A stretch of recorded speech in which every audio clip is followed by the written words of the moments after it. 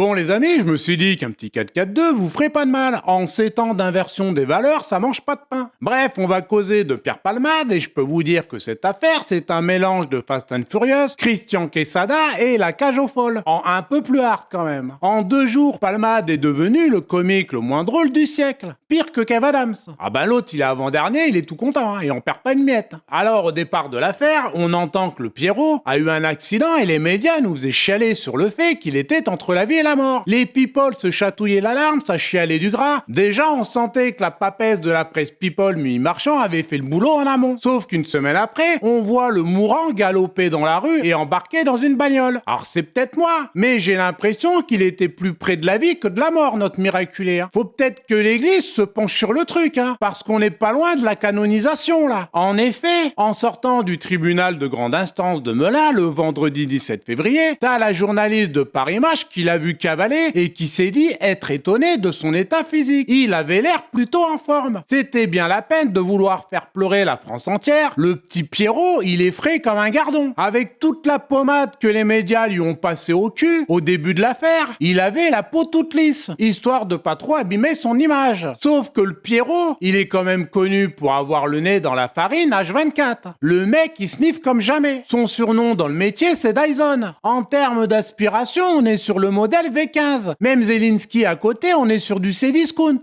Et Dieu sait que le pianiste a un sacré coup de narine. Bref, à 54 balais, le Pierrot, il décroche pas. Hein. Bon, on aurait préféré un coup à la Ayrton Senna ou les Didi, tu vois. Bon, c'est triste, mais au moins, il n'y a pas de dommages collatéraux. Parce qu'on va parler de l'équipe d'en face qui s'est mangé la Peugeot 3008. Et même avec mes 2-3 talents de comique, ça va être difficile de vous tirer le sourire. Bon, écoute ça. On est le vendredi 10 février 2023 et ce jour-là, Mila, 27 ans, enceinte de 6 mois et demi, visite son beau-frère Yüksel qui fête son anniversaire. L'homme est accompagné de son fils âgé de 6 ans. Le ptio est à l'arrière de la bagnole. Dans la tire, c'est ambiance anniversaire, sauf qu'en face de la Renault Mégane, une Peugeot 3008 va les percuter de plein fouet. Et c'est l'humoriste Pierre Palmade, sous l'emprise de la drogue, qui est au volant. À ses côtés, 2 passagers vont prendre la fuite. Ah bah cherchez pas l'esprit chevaleresque, on est avec des dégénérés là. Il y a même un des fuyards qui a affirmé ne pas avoir constaté d'accident. Et apparemment, selon mes sources, ce mec n'est pas aveugle et a pu prendre un taxi pour rentrer chez lui. On sent tout de suite que ça pue la pisse quand même. Mais passons. Alors que frérot, tu regardes la Renault Mégane, tu te demandes comment on peut sortir vivant d'un truc comme ça. Hein. Et Mila, le ptio et Yüksel sont restés prisonniers de la tôle écrasée. Le môme de 6 piges totalement défiguré, la mâchoire explosée. La jeune femme a le bassin pété. Yüksel, son beau-frère, il est cassé de partout, le larynx écrasé, les jambes broyées. Bref, il sera handicapé à 80%. Et comble de l'horreur, Mila, enceinte de 6 mois et demi, perdra son bébé. Et pour ajouter de l'horreur à l'horreur, selon la loi française, le bébé n'a pas d'existence juridique. Ouais, il est là mais n'existe pas. Il aura le droit d'être quelqu'un qu'à la naissance. Et s'il ne naît pas vivant et viable, l'enfant sera réputé n'avoir jamais existé, contrairement à un animal, qui selon le code civil est reconnu comme un être vivant doué de sensibilité. Tu vois, moi par exemple j'ai 2 chats que j'adore, et ben eux ils existent, mais pas le bébé de Mila. Un hamster a plus de droits que n'importe quel bébé dans le ventre de sa mère, car la loi considère que tant que le nouveau-né n'a pas montré sa face,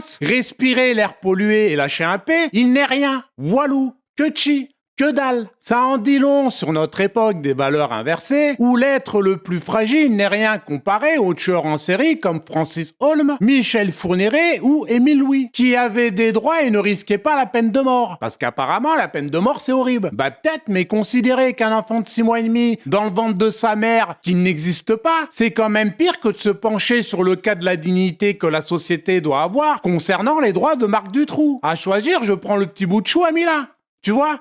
Bref, pour en revenir à l'affaire, en gros, Palmade a consommé, entre autres, de la 3-MMC. Le nom complet, c'est de la 3-méthylmethcatinone. Rien que le blast, tu sens que ça va glisser sur de la poudreuse avec le vent dans le dos. Et le petit plus à l'américaine, la 3-MMC est une drogue de synthèse stimulante connue pour augmenter la libido. Normalement, tu prends ça et tu gères à la Rocco Siffredi, toute proportion gardée. Il y a des trucs indépassables. Et ça, c'est le délire de l'humoriste qui aime s'entourer de jeunes hommes pour ses parties de jambes en l'air qui peuvent durer jusqu'à 72 heures. Bon, j'imagine qu'entre-temps, il y a 2-3 pauses. Enfin bon, c'est comme ça que les Français ont découvert cette pratique du chemsex, un sorte de marathon de la teuf. Pornhub. Et quand tu te pointes chez Pierre Palmade, t'atterris directement au chapitre 18 de la Genèse, de Sodome et Gomorrhe. C'est un voyage biblique dans l'Ancien Testament vers les plus bas instincts. Et quand tu rentres chez Pierre, c'est la kermesse. Il y a des ateliers dans tous les coins chez Pierrot. Bon, il n'y a pas la pêche au canard, mais la canne à pêche, ils s'en servent autrement, si tu vois ce que je veux dire. Bref, forcément, après tout marathon digne de ce nom, 24 heures à se taper dans le derche, les mecs ont un peu la dalle et décident d'aller à la supérette. Bon, en espérant quand même qu'ils touchent pas trop aux fruits et légumes, et le couillon de Palmade décide de prendre le volant. Mais dans toute cette horreur, moi je me dis, pas de panique. Il y a la justice, et le marathonien de la Pine va certainement prendre cher, vu que le conducteur finira handicapé à vie, son fils a la mâchoire broyée, défiguré, condamné à bouffer de la soupe, Mila a perdu son bébé et le bassin pété.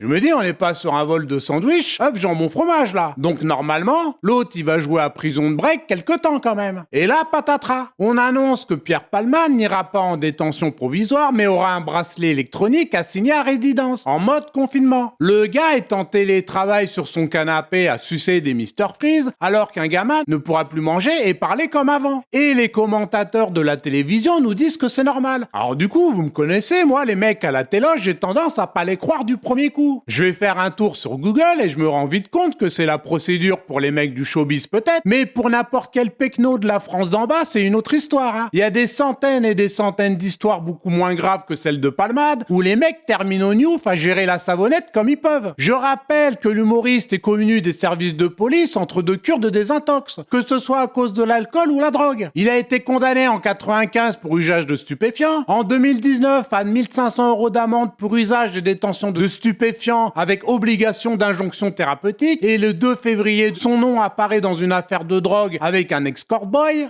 Pour changer, jugé devant la 14e chambre correctionnelle du tribunal de Paris, je vais dire en termes de récidive, on est pas mal. Après ça, c'est vrai qu'au vu des éléments, là, moi je me dis ça pue du cul. En plus, le lendemain de l'accident, la femme de ménage fait le ménage au domicile de l'humoriste, le truc invraisemblable, les forces de l'ordre perdent le portable de Palmade, la maison est cambriolée et une affaire supposée de pédophilie pointe son nez. Bref, pour tout complotiste repenti, il y a de quoi replonger. Et Pierre Palmade, c'est aussi tout un système pourri jusqu'à l'os autour du showbiz. Comment un mec récidiviste comme lui a encore le permis? Comment des pièces à conviction peuvent être perdues? Comment on peut cambrioler la maison de Palmade sous surveillance? Comment l'humoriste peut être entre la vie et la mort et tenir sur deux pattes une semaine après? Comment un bébé de 6 mois et demi dans le ventre de sa mère vaut moins qu'un hamster? Et surtout, comment les médias vont continuer à se foutre de notre gueule? Bon les amis, sur ces questionnements qu'il va falloir résoudre absolument, on va se quitter. En ce qui concerne notre média, vous pouvez constater tous les jours que le boulot est fait. Nous avons 3 interviews vidéo en montage avec notre journaliste Kate et 3 de plus qui arrivent le 1er mars. Notre nouveau site arrive logiquement d'ici un peu plus d'un mois et des projets encore secrets vont bousculer le monde de l'information. Ça c'est mon petit côté taquin, parce que quand tu vois comment ils se démerdent avec l'affaire Palmade, tu sens qu'il faut repasser derrière quand même. Hein. Si cette vidéo vous a plu et que notre travail sur le site aussi, vous pouvez nous aider en faisant un don à notre association. Le lien est sous la vidéo. Mais surtout, ne croyez pas tout ce que les médias vous disent, examinez toutes choses et priez pour cette famille qui aura eu le malheur de se retrouver face à un fou en liberté. Allez, à ciao les gars.